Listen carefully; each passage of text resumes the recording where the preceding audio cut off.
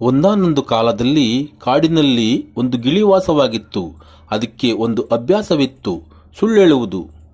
ಹೇಯ್, ಇವತ್ತು ನಾನು ಏನ್ ತಿಂದೆ ಗೊತ್ತಾ? ಒಂದು ಭರ್ಜರಿ ಊಟ. ಎಷ್ಟೊಂದು ವಿಧ ವಿಧವಾದ ಸ್ವೀಟ್ಗಳಿದ್ವು. ಅದು ಒಂದು ದೊಡ್ಡ ಪಾರ್ಟಿ ಆಗಿತ್ತು ಗೊತ್ತಾ? ನಿಜವಾಗ್ಲೂ? ಎಲ್ಲಿ? ಒಂದು ದೊಡ್ಡ ಶ್ರೀಮಂತನ ಮನೆಯಲ್ಲಿ. ನಾನಿನ್ ಹೇಳಿದ್ದೆ ಗೊತ್ತಾ?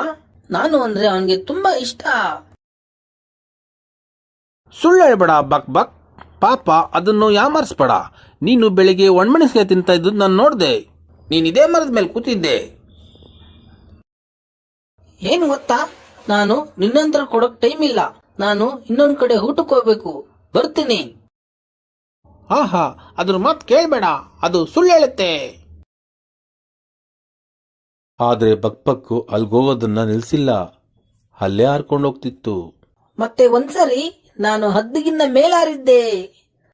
ಸಿಂಹ ಒಂದ್ಸರಿ ಪ್ರಧಾನಮಂತ್ರಿ ಆಗ ಕೇಳಿತ್ತು. ನಾನೇ ಬೇಡ ಅಂದೆ. ನನ್ನ ಹತ್ರ ಒಂದು ದೊಡ್ಡ ಗಣಿ ಇದೆ. ಬೇಕಾದ್ರೆ ನಾನು ಇಡೀ ಅರಣ್ಯನೇ ಕೊಂಡ್ಕೊಬಹುದು.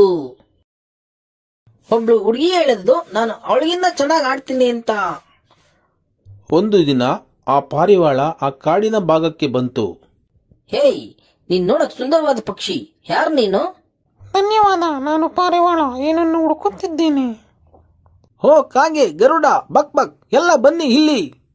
ನೋಡಿ, ಎಂತ ಸುಂದರವಾದ ಅತಿಥಿ ಬಂದಿದ್ದಾರೆ. ಎಂತ ಸುಂದರವಾದ ಪಕ್ಷಿ ಇದು. ಎಷ್ಟು ಬೆಳ್ಳಗಿದೆ ಇದು. ಯಾರಿದು? ಓ, ನೀನೇನಾ ಬಕ್ ಬಕ್? ಹೌದು, ನಾನೇ. ಹಾಗಾದ್ರೆ ನೀನು ನನ್ನ ಬಗ್ಗೆ ಕೇಳಿದ್ಯಾ? ಹೌದು, ಖಂಡಿತ. ಹೋ, ಕೇಳಿದ್ರಾ? ನಾನೆಲ್ರಿಗೂ ಗೊತ್ತು. ಫಾರಿನರ್ಸ್ ನನ್ನ ಕಂಡಿಡಿತಾರೆ. ಪಾರಿವಾಳ, ನಿನಗ್ ಗೊತ್ತಾ, ನಾನು ಎಲ್ಲಾ ದೇಶನೂ ಸುತ್ತಿದ್ದೀನಿ. ಹೌದು, ಆದ್ರೆ ನಾನು ಸೌಂದರ್ಯ ಸ್ಪರ್ಧೆಯಲ್ಲೂ ಗೆದ್ದಿದ್ದೀನಿ.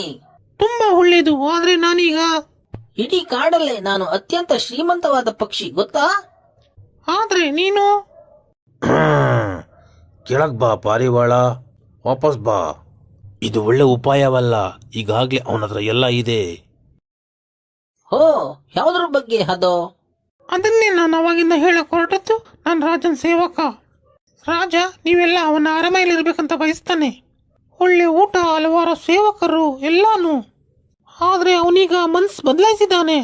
ಅಯ್ಯೋ, ಆದ್ರೆ ನನ್ಗೆ ಏನು ಪರವಾಗಿಲ್ಲ, ನಾನೀಗ ಹೊರಡ್ತೀನಿ. ಹಾ ಹಾ, ಹೀಗೆ ಆಗೋದು ನೀನು ತುಂಬಾ ಸುಳ್ಳು ಹೇಳಿದ್ರೆ. ಹಾ ಹಾ ಹಾ.